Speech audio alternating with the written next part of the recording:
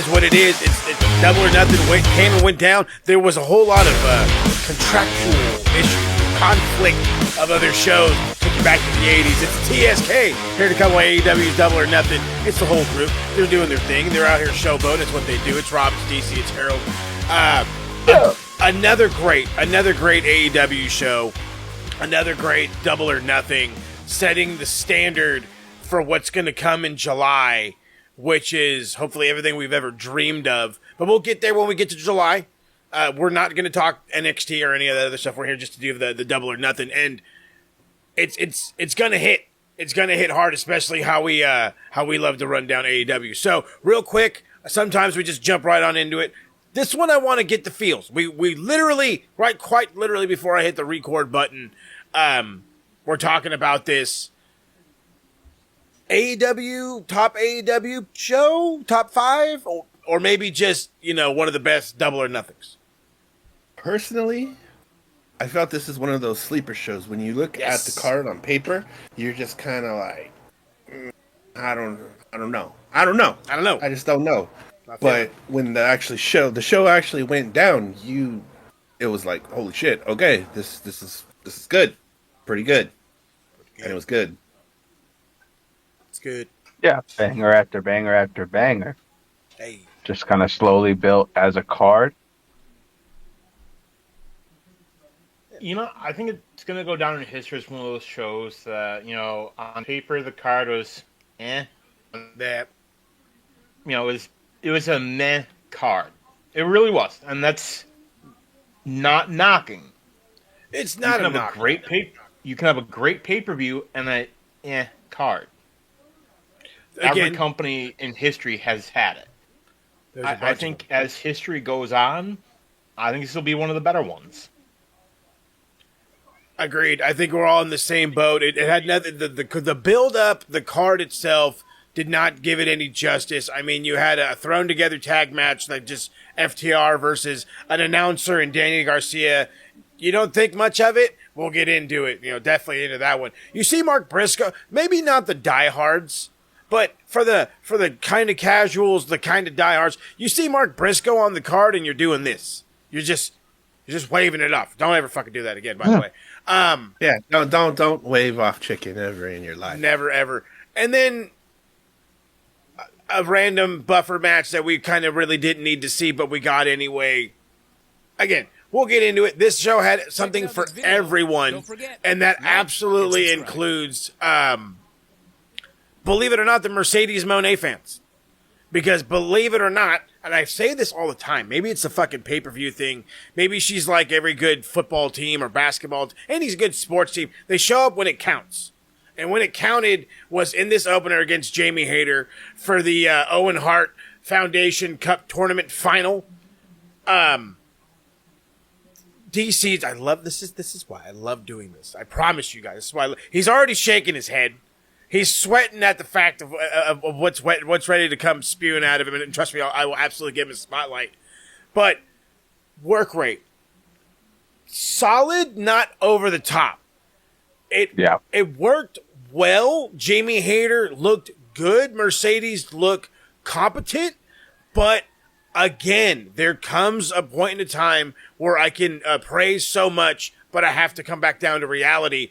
And the reality is you go longer than 12 minutes, Mercedes loses it. Her mind is gone. Moves start to become shoots. Because this fucking match ended in almost in a literal shoot DDT. Like, planted her on her poor face. Yeah. Jamie Hayter just, I feel so bad for her. But it's brutal moves. I don't know how you want to color it. I can't color it in a good way. I think it's just sloppy. Again, she loses composure after 12, 13 minutes. Something had happened. The winner, though, I don't know. I get it. It's been one of those stories where they've already told you the ending. They've already told you what's going to happen before we even knew it was going to happen. But it's like, can I get a curveball? With her and Athena, I thought was a good feud that you could reignite. You can put Athena over in Texas, win the TBS title, and then you can shoot Mercedes to to Toni Storm or whoever the AEW Women's Champion is. Yeah. Then, because you don't need to do it now. But again, when you're getting paid as much as a championship level footballer, you're gonna have to fucking make. You gotta have to make your name. So before I let DC go into his rant, and trust me, I know it's gonna be a good one. Rob, give me something, I guess, half positive? That sounds good enough. Half positive. I can be positive. I didn't say you did, couldn't. It's true, he can. But I guess to put the positive spin before Dan dumps his sour sauce all over this match. You know what? I had mentioned this when we were watching this. This marks the year Mercedes has been in AEW. So she's had, 25, 26 matches. Some of them have been absolute drizzling shit. Some of them have been pretty good. I thought this was a pretty good way to open the show. Mm-hmm. The match, for the most part, was pretty solid up until the end when things started getting a little rough. But I think you said it the best. When Mercedes needs to show up, she shows up. Mm. And I think for the better portion of this match, it was pretty solid. And I will give her that. Given how much we've just shit on Mercedes matches since she's been in AEW, it took her a year to finally come around and get some consistency going, because she's had a couple of solid matches over the last few months. But that's all I'll give her. So, yeah, definitely. I'd say first 8 months. Mercedes in AEW was definitely having some difficulty with rust and chemistry, and then she kind of hit a stride. I feel, in my personal opinion, this didn't reach the caliber of Athena and Mercedes, or Athena and even say like Statlander. Yeah, they put on some bangers. Just the chemistry was just a little more in those matches than it was here. Again, like Rob said, solid match overall. It wasn't a bad one for Mercedes, in my opinion, but it just wasn't as good as some that we've seen. But I'm excited to see. We all know if this is leading to All In with Toni Storm, and they covered in the media scrum that has kind of been the goal since she's been there. So everybody's kind of looking forward to it. I don't know about everybody. DC, are we looking forward to it? And here we go. I called this fucking months ago. Yeah. And I had people, some members of the TSK included, said, no, they're not going to do. I knew they were going to do this. It had to have been that guy. It had to have been me. They were going to hand this fucking bullshit to her. Yeah. It was fucking obvious. It was the most predictable fucking outcome you could possibly fucking have. I'll pay you. And what's going to happen in July? She's going to beat Toni Storm. God. Love you, Mercedes. It's going to happen. Yep. Have I been wrong yet about this? No. Not even like a little bit, too. That's the weirdest part. And the problem is, you had more of a story with Jamie Hayter, who, if my memory serves me correctly, and I don't know, dealing with concussion, I may be a little wrong here, but didn't Jamie Hayter not lose the women's title? You could have had the story of her versus Toni Storm, of her trying to get back what she never lost. It would have finished the trilogy. Mm-hmm. That would have been a better, more compelling story. Except, what's going to happen? We're going to think, Toni Storm versus Mercedes Moné. Oh, gee, we know what's going to happen. Mercedes has become the Charlotte Flair of AEW. Yeah. The memes were great after the match, though. It's like, hey, Mercedes, you've been here for a year. Do you think you could put Jamie over? And her dressed up as Hulk Hogan? I don't think so. That doesn't work for me, brother. That doesn't work for me, brother. Mercedes Hogan. Yeah. And, part of the fault with that needs to land on Tony Khan. Absolutely. But he's got this fucking hard on for Mercedes that, like, you have more of a story here. Yeah. It would have been the better decision. Oh, but no. You have to give us the and he'll randomly insert Jamie Hayter into a women's title match. Like, hey, she never lost a title. Ah, I'll pay you. Yeah. He's a fucking nerd. He is 100% a nerd. 100% a nerd. I talked about it on Max. It's like, I believe we also talked about it here too. To my given knowledge, the only two guys booking this lovely product are Bryan Danielson and Tony Khan. Now, I'm sure it's very much Danielson suggests, TK says, go fuck yourself. I'm going to do it this way. But we need different, dude. Like, we really do. But again, I can't say too much because I unfortunately understand it's the star value. It's the star name. Again, I pay her the big money. She's the big star. Look at her. Yep. Remember where she was. And it works if I'm a 14-year-old kid getting into this fucking product for the first time. Maybe I saw Sasha a little bit when I was a kid. Oh, okay. If I'm getting into this product, maybe it works. Maybe. And I mean that lightly because, again, I don't really see it sticking. But in reality senses, there's so many better options. There's so many better stories you could have had. Regardless of what she's paying or regardless of her star value, she should be using that star value to put people over. I know we gave shit to Punk, but I swear to God, he was putting people over.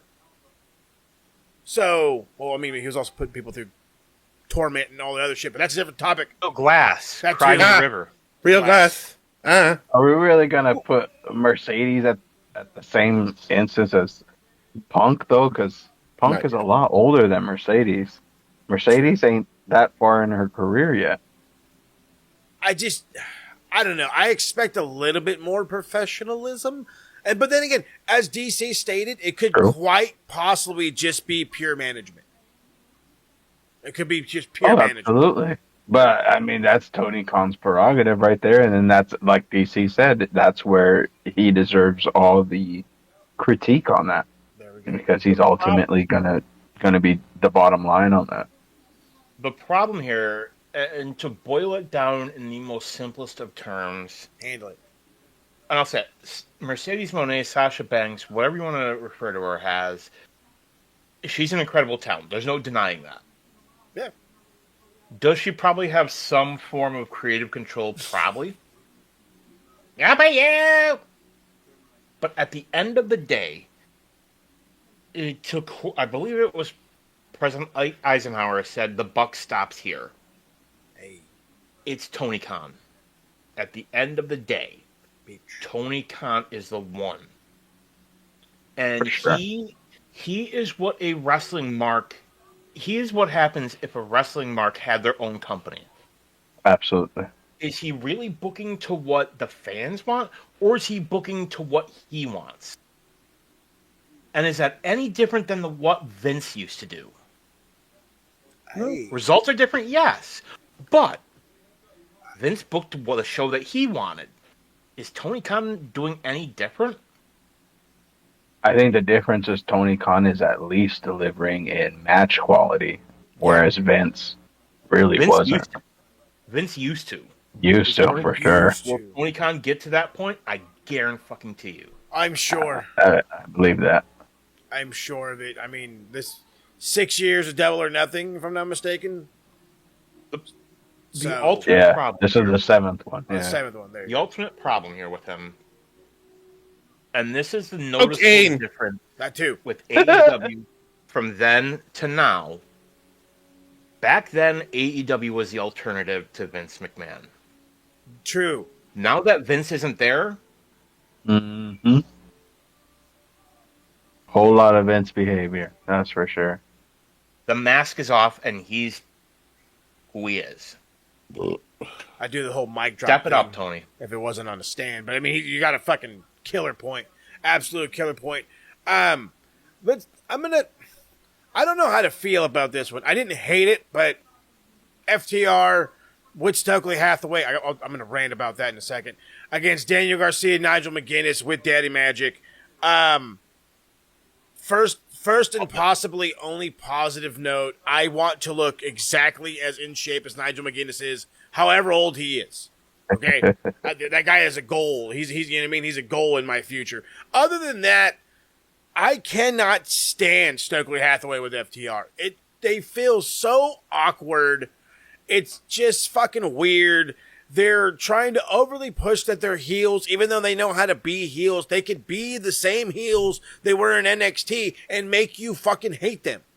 You know, there was a time where people absolutely hated the Revival. I don't understand why we can't get back to that fucking point. Why you need a Stokely Hathaway to be the heel mouthpiece. Makes no fucking sense. They're really just trying to force Daniel Garcia somewhere. I don't know where. I feel bad for the kid. His run should be a little bit more organic. Everything is just like... His run has been absolutely drizzling shits. I forgot he was even TNT champ. I forgot Adam Cole was TNT champ. I'm saying it right now, and I'm going to coin the term. There is a collision stank going on in AEW. Anything collision related, storyline wise, is absolute trash. And it stinks up everything around it. It completed all the unnecessary spots in the pay-per-view. Sorry to go on a rant with that, but there's just a stank of collision in these matches, and I can't stand it. We'll tell you when you're telling lies. I was going to say that too, but no. In all God-honest reality, I swear to God, I was saying that repeatedly throughout the night. I don't know what happened. This all happened on Collision. Can they ever talk about it on Dynamite? No. Can you bring it to the fucking forehead? No. Right. It's either you watch Collision or you don't. And if you don't, first off, thank God, because these stories suck. I love Nigel to death. I do. But why is a commentator getting involved in a tag match? Why not attempt to use that to bring somebody back? Oh, well, I'm just a commentator. I can't... I get it's Nigel and he wants to work or whatever. Save him for matches that matter, not bullshit tag matches. If Brian's going to come back, have him wrestle Nigel then. That's the point of having these older stars. You use them in moments that really fucking matter, not this. Because this could have happened on a fucking on Dynamite, on Collision. It didn't have to happen on a fucking pay-per-view. And that would have made Collision something worth watching. I think, and I never thought about it from that perspective. I think part of the problem, and I think you boys mentioned it, with just Brian and Tony booking. I think what you need, have set writing teams. So look at what WWE is doing. You have a set writing team for Raw. You have a separate writing team for NXT. You have a separate writing team for SmackDown. You don't have one team for all of it. Tony Khan can only have so many ideas. Have separate teams for each show. I don't. And then that way, Collision, let's say you have Excalibur, Jericho, whoever, doesn't matter. You have, say, 4 guys. They get the show together, but yeah, this is good. They take it to Tony. They say, hey, Tony, this is what we got for a Collision, da-da-da-da, this, that, and the other. Tony says, okay, yeah, good, let's do this. Or, hey, instead of doing this, let's try this. What do you think? And they say, okay, yeah, we're good with it. Do that. All shows, we're talking, 4 hours for both is too much. I think that the counter argument to that is previously when AEW was putting out even worse programming, they did have more creative input. And once Tony Khan kind of took over in early 2025 and him and Danielson been booking it, Dynamite has gotten shipped up into shape real nice. Collision has definitely fallen to the wayside, but it's definitely not doing any worse, in my opinion, than it was previously when he had more people working on it. It's giving Thunder vibes. It's giving. I love. But at least we got a better Dynamite out of it. This is true. Sacrifice one product for another. Again, a match that could have simply happened during the week. there was this. I do have to talk about this one fucking spot though, where Stokely Hathaway is like waiting for Daddy Magic before he jumps into the ring. It's like this totally overly not like just look at me. We're doing a spot to fuck up the match, and it was just brought so much negative attention to the whole thing. I gave up. I didn't give a shit. And then when it gets into whatever fucking submission Cash has on Garcia, I could give a shit. And then there was a tap out where I still didn't give a shit. And then we got to move on. So, here's a thought. Hear me out. None of us like Stokely with FTR. It just feels forced. It doesn't work.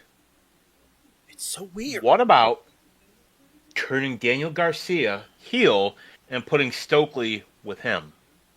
See, that would make a little bit more fucking sense. Yeah, because Daniel Garcia can't talk. He needs a mouthpiece. No, he can't talk for shit. And I say it as a fellow Buffalo guy. No. I think what they're trying to do with the whole FTR having a manager thing, they're trying to give it like, Four Horsemen vibes. Oh, God. You had, what were they called in WWF when it was Arn and Tully? They were the Motor City Brainbuster. Brainbuster. They had Heenan. I was gonna say the fucking something else. They had Bobby Heenan. I think that's what they're trying to do here. They're trying to make Stokely into like your Bobby Heenan type. Stokely Heenan? Stokely, that's terrible. I don't like it. You raggedy bitch. You raggedy bitch. That's about it. I was gonna say that's not fair to Flair, you raggedy bitch. The Brainbusters are like you got me on that one. I was gonna say the Minnesota Wrecking Crew, but then again, I think that was I don't know who that was. That was the Andersons. That's right. It was Arn and Ole. Arn and Ole. That's right. The most bitter man in the history of wrestling. You're fucking telling me, but good God, it's a whole different story for a different day. This is a stretcher match, but it was more like an ambulance match. Ricochet versus Mark Briscoe. Yeah. Violence and a whole lot of it. There was I forgot how Mark got busted open. He gets like something thrown at him, or he gets like fucking his head. Yeah, he went for a dive through the ropes, and Ricochet threw a chair at him. That's right, and then that one caused it, and then the fucking scissors come out, and he's stabbing him like a bunch, and it was very uncomfortable. And then there was a second pair of scissors, and then things just got fucking crazy. And I forgot who was on commentary. Or actually, no, it was Rob. He's like, I don't think that's what Matt Castor meant by scissor me down. And I just busted into hysteria. Mark Briscoe, poor Ricochet. I have to say this. Poor Ricochet, because without the violence, I don't know how much more he's getting over. I'm also saying that, like, just because of this scenario that he's in right now with Mark Briscoe, they kind of needed the extra violence.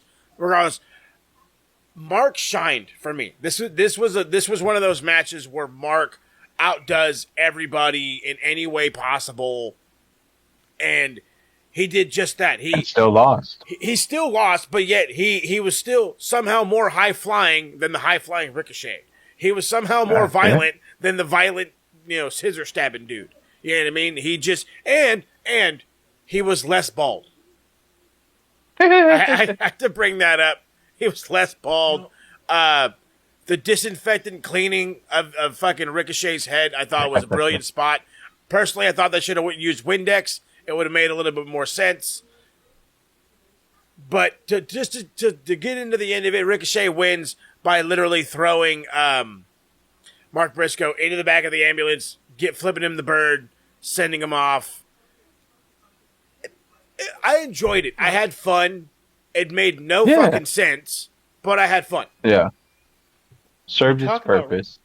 Talk about Ricochet and, can he get any more over than he currently is? This was part of the problem with the booking with WWE and him. Mm-hmm. Did he always have the best booking? No. But at the same time, there were times when he was Intercontinental Champion. They tried. They tried to get him, get bigger reactions. It wasn't working. The unfortunate part is he plateaued there. Like, he hit a ceiling, and for whatever reason, the crowds just... Was he NXT champion? No. North American. He was North American. North American, yeah. That I think kind of probably hindered him a little bit. Is he didn't get that full-on he beat push. Adam Cole for it. Oh, that could be wrong, but I think he beat Cole. It's a fucking big deal. Okay, go ahead. But I don't know. I don't know what you do with him. This whole Timu Tate gimmick, I'm not sold on. I don't like it. I fucking love that you guys coined that. That's like the greatest thing I've ever heard. Timu Tate, yeah. It's the best. It's the best. It's what he is. He's a Timu Andrew Tate. Tell me I'm wrong. Tell me when I'm telling lies. I can do neither, my man. I can do neither. Rob, give me something. Besides Mark Briscoe being awesome. Yeah, you know what? This match I wasn't even sold on to begin with because I didn't know what the fuck it was for. They did a pretty good job of explaining it, why it went down, this, that, and the other, and like you said, it was pretty entertaining. I think both these guys did what they needed to do. I'm kind of opposite in the DC opinion. I think this is probably the best work Ricochet's done. I think ever. As far everything that people talk shit about him about, like, oh, he doesn't have a character. Well, he got a character. Mm-hmm. You know, he doesn't talk well. Well, he talks now. Is it great? No. But is it better? Yeah. Can it get better? Yeah, I will give you that. It can get. It needs more work. It can definitely get more work. But it's everything people complained about. He went and did something about it. So I think it's working for him. I think he should just lean more into it. I will say this: pull up in a Bugatti. Yeah, bro.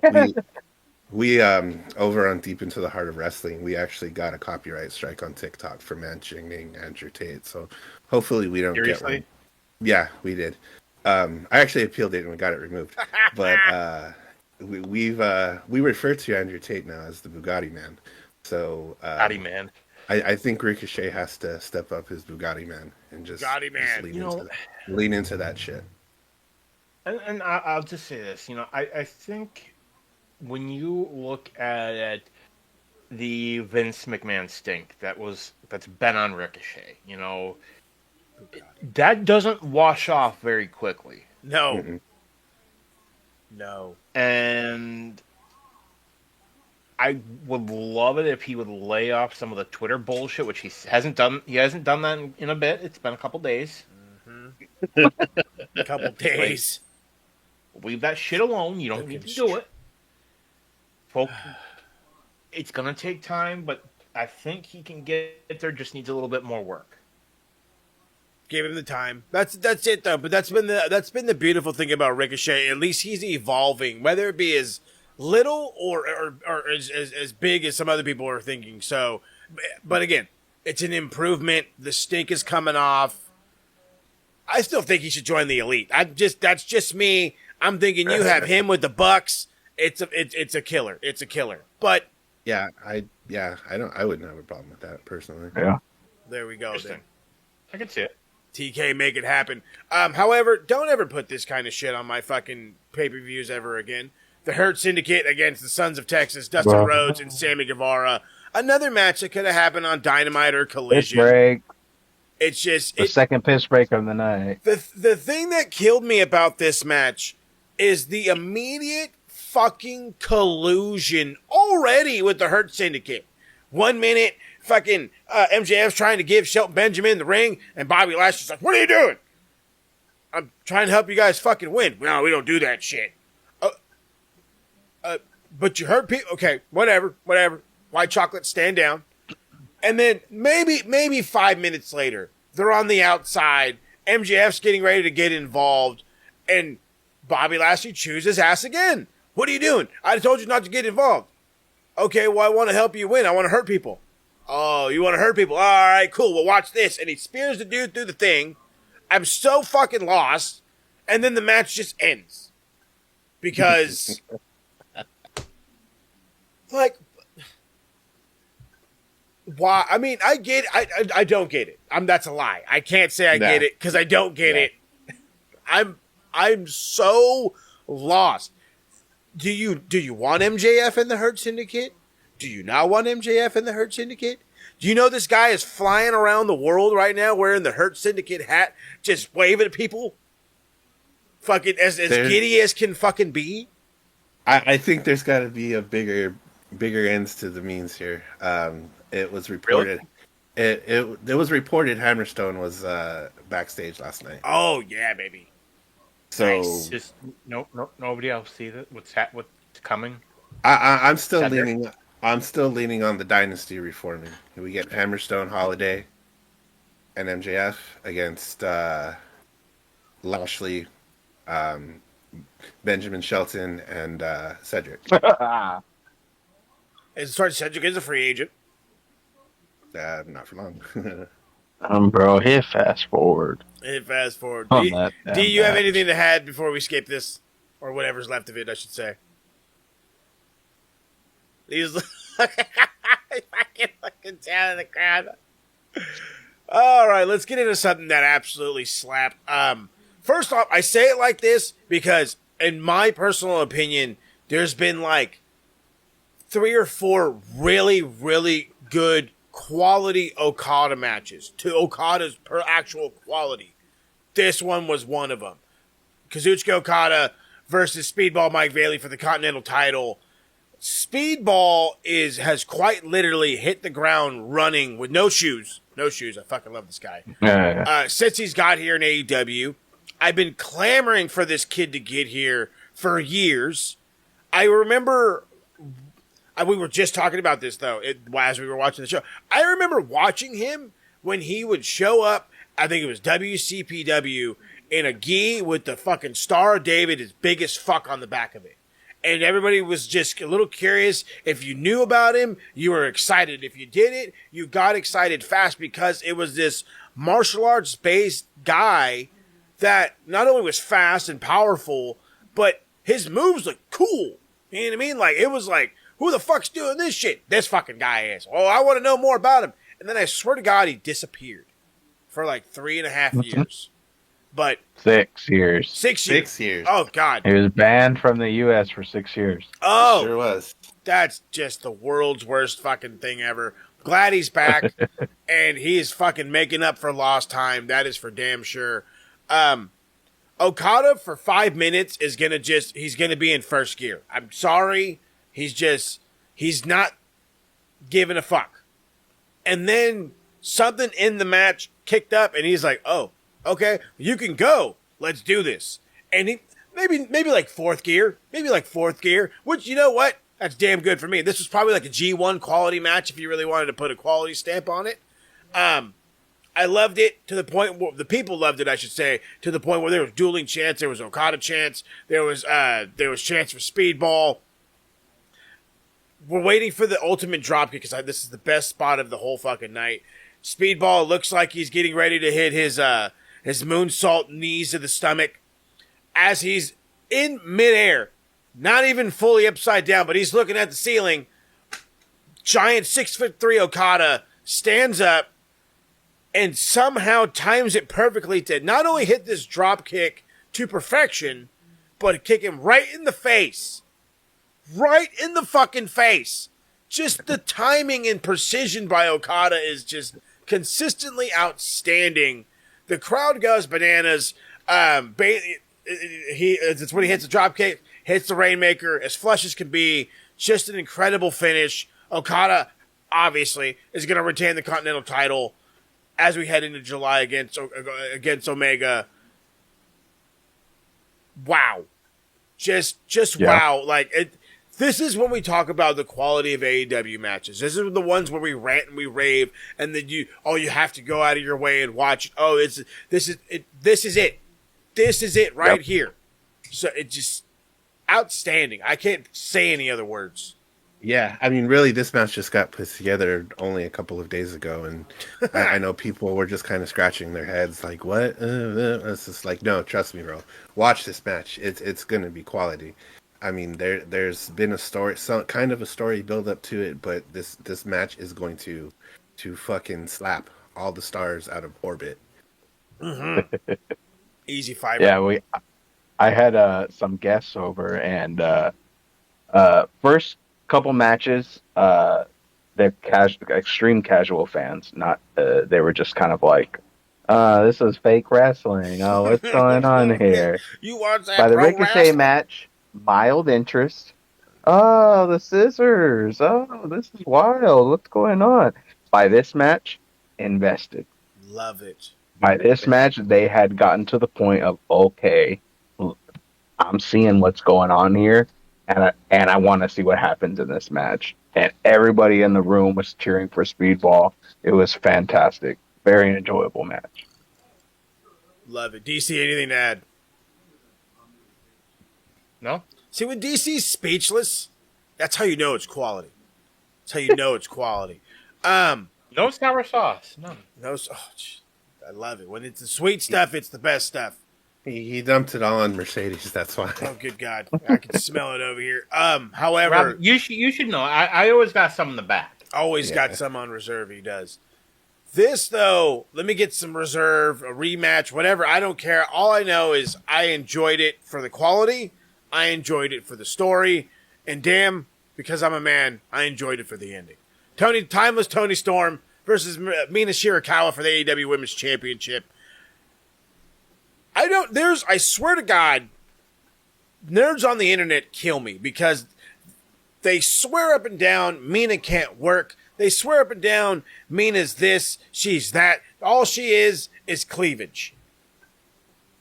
By no way is that all she is. She is a performer through and through, both as a wrestler and as an entertainer. Not going to be on the level of Timeless Toni Storm, however. That character will live in infamy. But this was just great. Moves, fluid. Transitions were perfect. Everything made sense. You never really got the feeling that Mina was going to win, though. That's just the one thing I'll give you there. You never got the idea that she was going to win. But the whole story of it was I guess friends? Not really friends. I guess you could say friends because she was kind of in the love triangle with her and Mariah May. So I guess you could kind of say it like that. Friends coming to a head over the championship. And it was at the end of it, even though Toni Storm won, they tried for the numerous roll-ups, or the big package, as Toni Storm likes to call it. There's a headbutt into the quick Storm Zero. Toni Storm retains. Right after the match, it's the embrace. It's the, oh, well, it's okay. It's good. They're happy for each other. It's okay. No big deal. But then they stand up, and I made the joke on Max doing the predictions. I was like, you know what, dude? I said, if they could just hug it out or kiss it out, I'm cool with either one. Well, they did both. Okay? They did both. Because you want to know why? Because damned your judgment. That's why. I really don't know why. All I know is it was awesome. It took me by surprise. And I don't know who's better. Like, the story was just great. Mina is just awesome. Toni Storm, I don't understand how you get better every fucking time, but she somehow does. I can tell you exactly why. Okay. It's provocative. It gets the people going. Love it. Because fuck you, that's why. There it is. Luca, bring me the meth. Fucking goddamn media scrum killed me. Oh, God. She's the best. I'm telling you, she's the best. And then I always hear these nerds on the internet, oh, wait till she goes back to WWE. No, never. If you're having this much fun, are you leaving? No. I'm not leaving. Fucking Leo DiCaprio, this bitch. I ain't fucking leaving.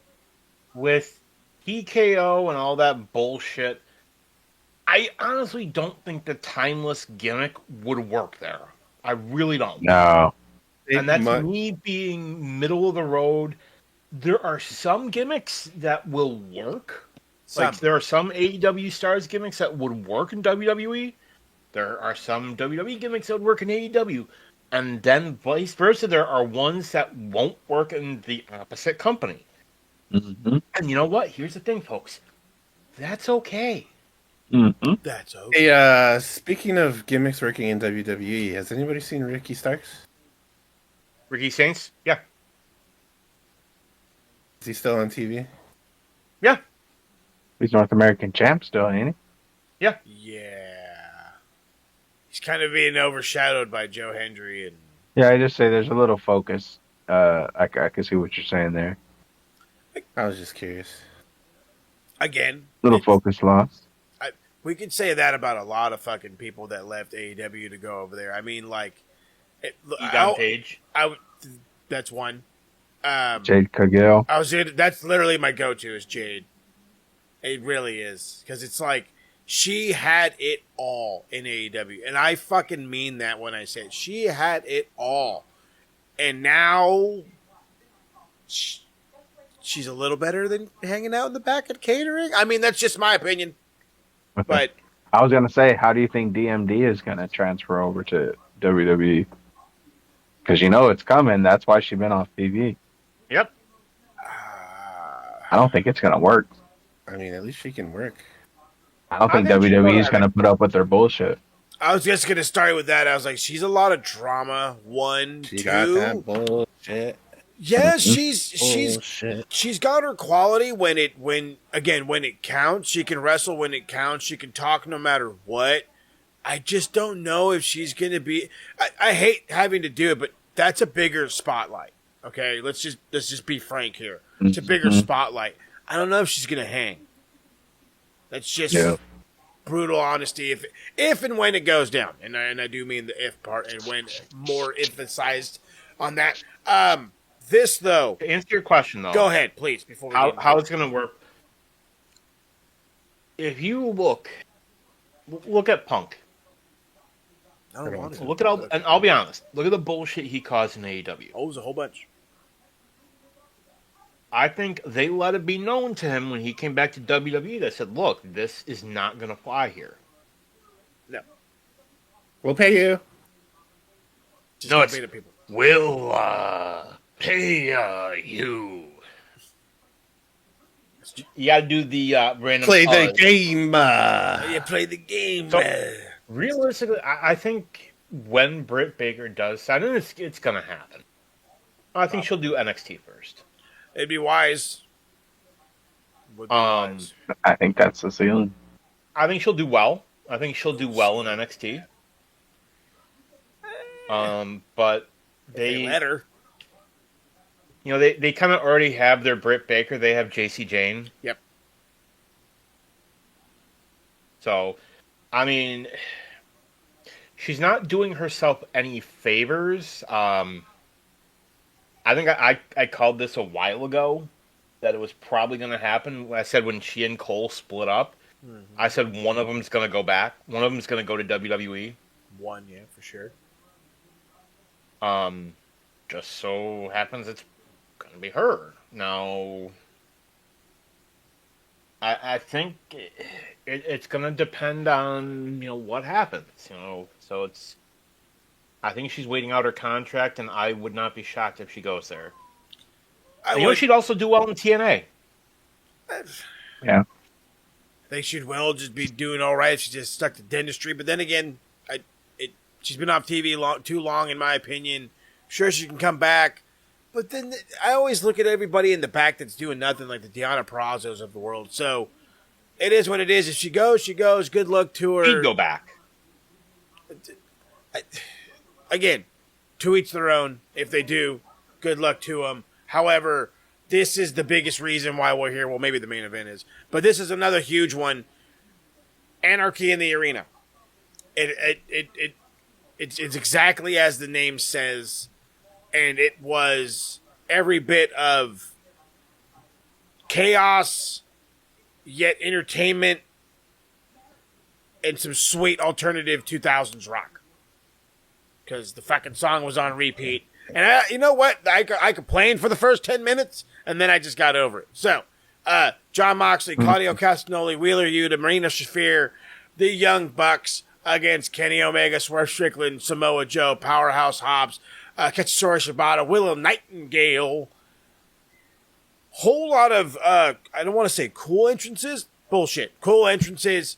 Swerve Strickland coming out with Predator, the whole fucking heat seek thingamajig. But the founding he fathers. was dressed like Vince McMahon? Oh, damn. Terrible. But yes.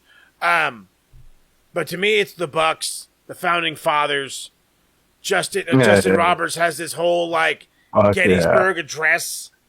If there was one thing I'm so glad I went back and rewatched, it was these fucking entrances. I swear to God. It was the one and only thing I could really rewatch anyway because of all the fucking... Yeah, I was going to say, the Young Bucks entrance, it personally might have been my favorite part of the match. It was... Oh, you didn't know? You didn't enjoy this?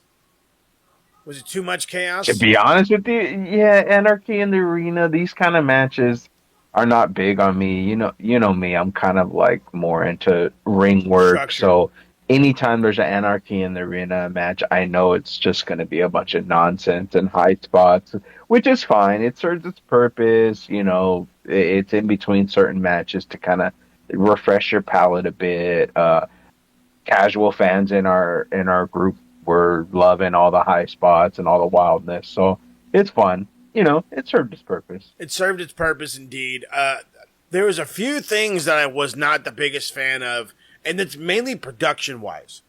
I loved the little 4x4 screen. I thought that was brilliant. Yeah. But then we'd have, a moment where there's a build-up, and a guy's got a something, and he's going to hit another guy. And then we cut to somebody walking. And I'm like, yeah. What? It was, and I mean that as a prime example. I think it was the trash can lid or whatever. I want to say Claudio's going to get hit with it. And literally, as he's going to get hit, they go right to Jon Moxley's sweaty beard. Yeah. I just was baffled. Don't know why. Moxley was... Out of nowhere, you hear Mo go, "Fuck you, Jon Moxley!" Yeah, it was fucking ridiculous. It came out of nowhere. It's what's the fucking point? I don't understand. It just drove me bananas. There's the fucking him. He's stabbing Hobbs with, I don't know what it was. Was it a pen? It was a fork. I don't know. Fork. It was a fork. He's getting forked. He got forked in the head. Marina Shafir. There's an old saying in down south when they're trying to be nice to somebody that's, I guess, of the mentally handicapped. Bless their heart. Okay? And bless her heart, she's trying. Oh, she's trying. But good God almighty, she's worse than John Cena. Okay, so, all right, are you ready? Okay, let's do this. Bitch, take a spot. Who the fuck is your husband? And you can't do spots. It literally, it takes me out. And then, right after that, I see Shibata hitting people with a trash can. And I'm, Shibata shouldn't, and I get it's the opposite. Shibata doesn't need to be in these matches. I'm sorry. I love Chris him. Jericho bullshit all over again. I love him so much. He does not need to be in these fucking matches, okay? He doesn't. To try to fast forward a little bit, there's a spot where the Young Bucks are beating the shit out of Swerve on the stage, and poor Nick Jackson absolutely kills himself by hitting this beautiful swanton, but undershooting it and slamming his head on the fucking stage floor. Looked brutal. Everybody freaked out. Even Swerve kind of freaked a little bit, even though he's trying to sell this move. There was a better exploding table in Kenny putting Matt Jackson through an exploding table than there was in that fucking stupid exploded ring match or whatever the fuck. We don't talk about that match. That I match had to never talk happened. about that. This was a better explosion. What Never match? happened. It was just fucking chaos. All right. Hook comes down with a golf club. I don't know why Hook has a golf club. It makes no sense why Hook has a golf club, but he comes down. Samoa Joe's like, come on, get in the ring. Pretty awesome golf courses in Arizona. I don't know. I don't know, maybe. Little. You mean a little back nine. You know what I'm saying? Samoa, and then I have to say this before I end it. Samoa Joe was sleeping for 30% of this fucking match. Asleep. Somewhere, I don't know where. He just wasn't there. I love how you put it, though, Harold. The match served its purpose. It served its purpose. It was Anarchy in an arena. That's all I got. Absolutely, and it was cool to see Gabe Kidd kind of pop in there. Hey, and there you go. I do forgot his thing, Gabe Kidd. Yeah, can't forget Gabe Kidd because he's doing his thing over there. But it definitely served its purpose. I mean, there was definitely a lot going on. I think this caters to those of us that just like pure and utter chaos. Mm-hmm. And I think every year that this match has delivered to some capacity for the sickos, if you will. For the sickos. Ah! Love it. Mm-hmm. There was rumors that Eddie Kingston was going to show up and get involved or whatever. Instead, we got a very dry, bloodied up Mark Briscoe, which I thought was cool. Just had to put that. Yeah, that was cool.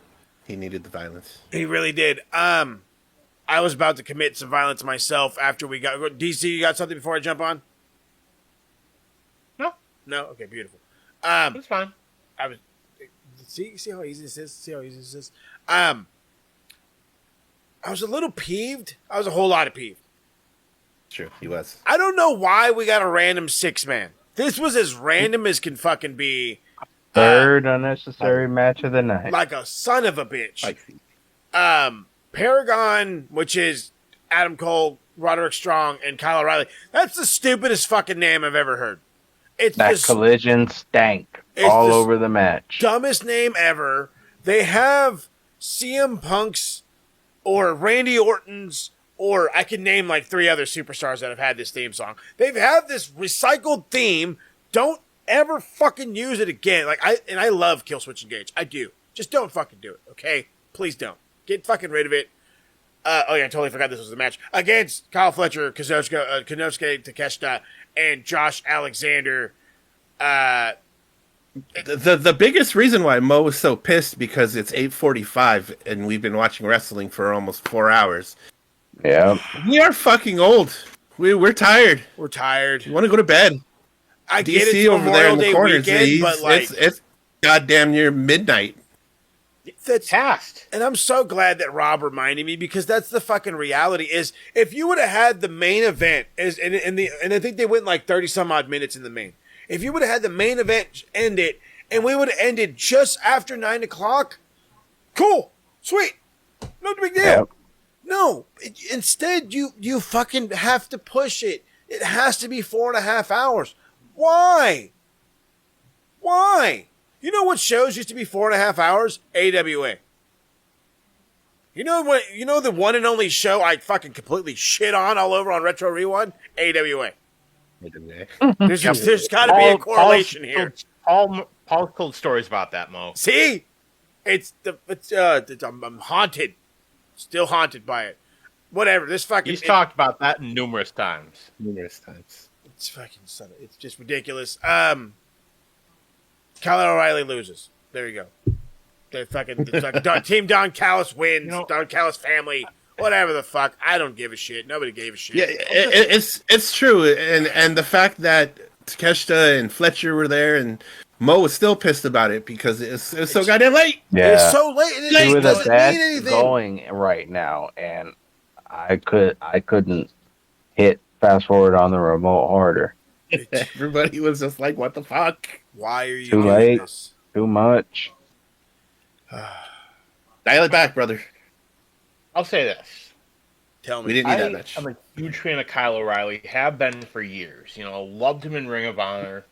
Fun fact, the one Ring of Honor world title reign he has, who did he take it from? Adam Cole. Adam Cole, baby.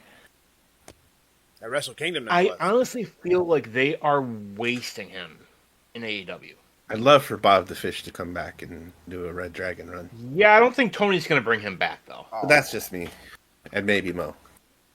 So, I would absolutely love to see Kyle O'Reilly go back to NXT, go back to WWE. Because it really seemed like they were really doing something with him, and they were starting to really push him in NXT. And then the old man came in, Triple H got sick, and who knows? Maybe in an alternate universe, we got Adam Cole versus Kyle O'Reilly at WrestleMania. Hey. They had a banger of a match in NXT. So, I don't know. I don't know what the fuck they're doing. Like, why wasn't Adam Cole defending the TNT title? Semantics. It probably is on Collision. Just nobody's watching it. Nope. But why wasn't it on the pay-per-view? Because why wasn't he defending it on the pay-per-view? Because guaranteed, if we forgot he was TNT champ, TK forgot he was TNT champ. Can somebody give TK a new supplier? Like, because whoever he's getting it from now just isn't working. He's getting it straight from the source, fam. That's the problem. He just gets Save me, Tanahashi-san. Please and thank you. We don't need Tanahashi saving this one. However, this one was great. Oh my god, it was great. Will Ospreay, Hangman, Adam Page for the finals of the Men's Owen Hart Foundation tournament.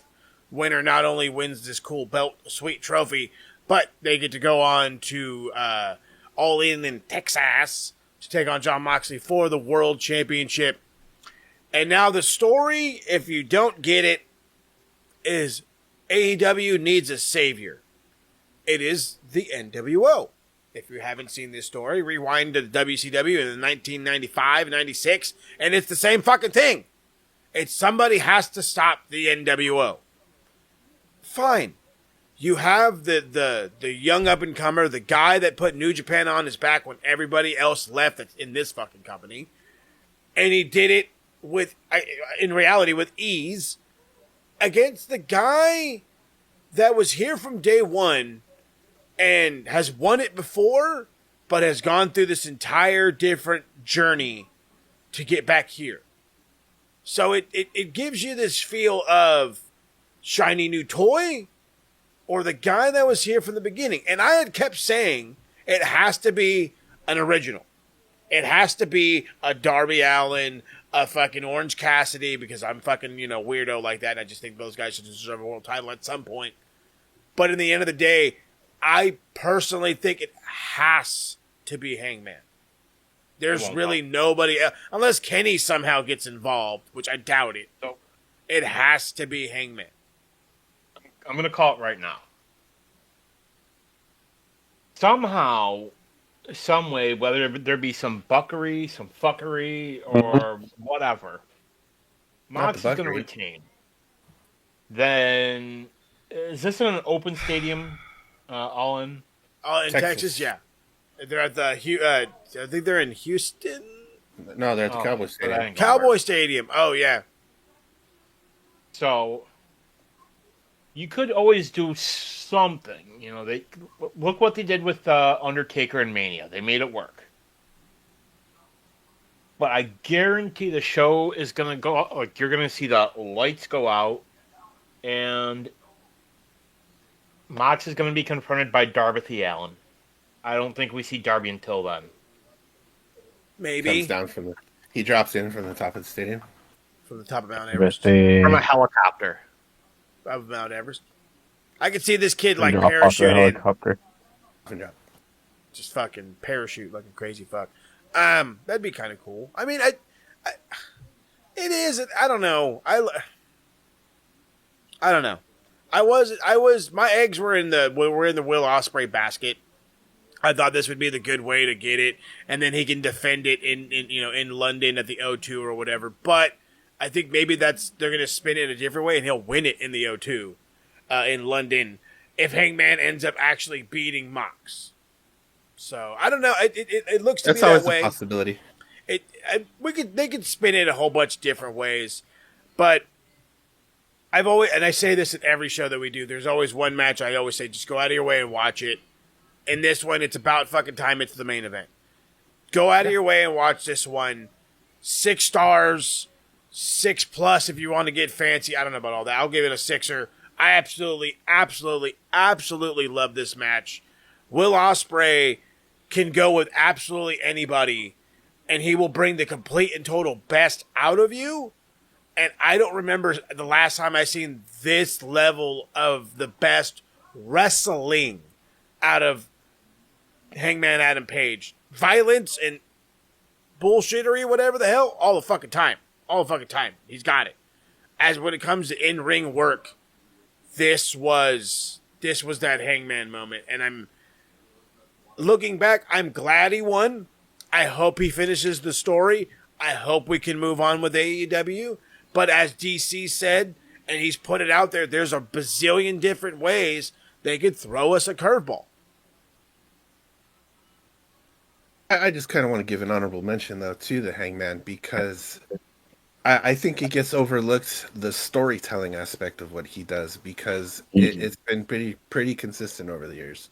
His storytelling with Kenny, his tag team run with Kenny, this whole thing with Swerve, this whole thing now with Will, it's very consistent, and I think a lot of people kind of overlook that about Hanger, and I think I too put my eggs in the Will basket, but I'm not mad that Hangman's in this position. I will say this: I would love to see Hangman get another run with the title because, and you First guys run was heard shit. me say it. Yes, You've heard me say it before. His first run with the AEW title was booked horribly. that's what he's saying. Absolutely. And honestly, that is something that, by and large, Toni has struggled with. And then it's not just Toni, it's others too. A lot of bookers have trouble booking face champions. I mean, it didn't do Hangman any favors, too, because this is when Punk came in. Yeah, that didn't help. Not one bit.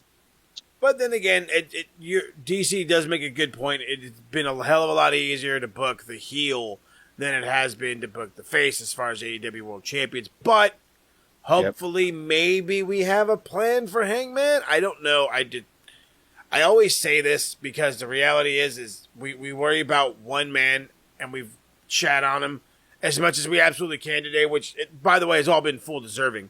But that one man controls everything. And I know when he's overwhelmed, he doesn't do so well. And right now he's going to be overwhelmed, especially come July, because not only does he run AEW, All Elite Wrestling, he runs Ring of Honor. He also runs a football club. And some of the busiest months during the time of football is July and August, called the transfer window. So I always say that this guy's not as fucking in there as he should be. He's got too many eggs in one basket. Hopefully, though, that he's got some wrestling knowledge and know that the NWO run doesn't last forever and it should fucking stop already. But then again, he's proved me wrong numerous times. So that's it. Quality show.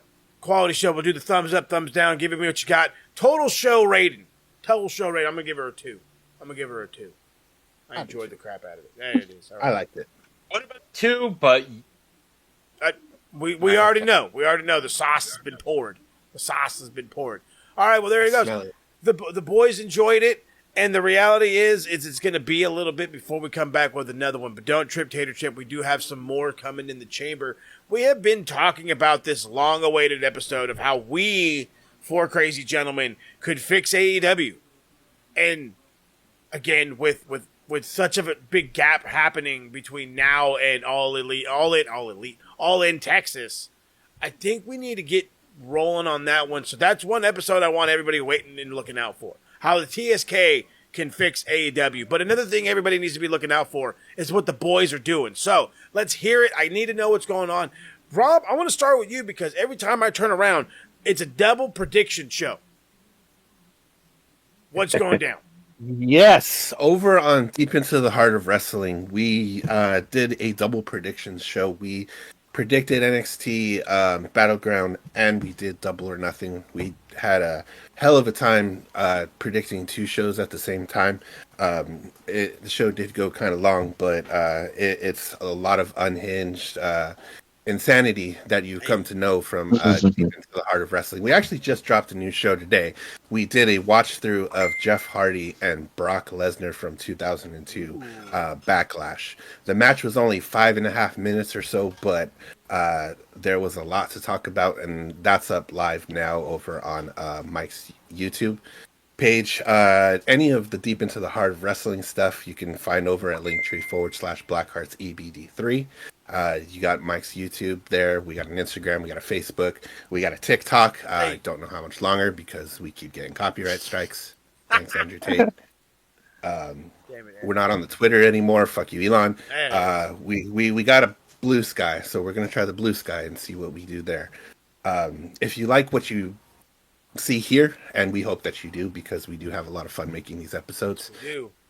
We actually have social media platforms you can follow too. So linktree/KITW. TSK1, we'll link it in the description. That way you can go follow us on all the platforms. That way you do not miss a second with the boys.